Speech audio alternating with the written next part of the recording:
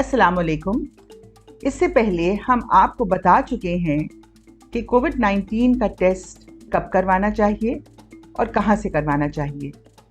आज हम बताएंगे कि आपको कोविड-19 की तशख़ीस के लिए कौन सा टेस्ट करवाना चाहिए।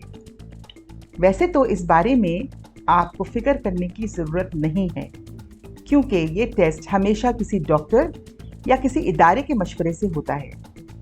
मगर आपकी मालूमात के लिए इस वीडियो में वो तमाम टेस्ट के बारे में बताया गया है जो इस वक्त हमारे इदारों में हो रहे हैं। Number 1, PCR। ये सबसे ज़्यादा काबिल एतमाद टेस्ट है।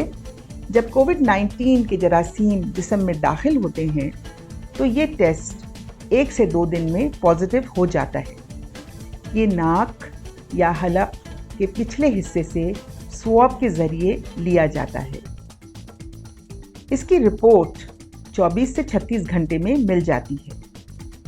कोविड के जरासीम आपके जिस्म के अंदर दाखिल होने के 1 से 1.5 हफ्ते बाद ये टेस्ट नेगेटिव भी हो जाता है।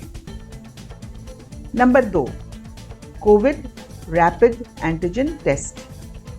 ये टेस्ट लेने का तरीका भी PCR के टेस्ट की तरह है, लेकिन ये टेस्ट कोविड-19 की अलामात ज़ाहिर होने के बाद किया जाता है।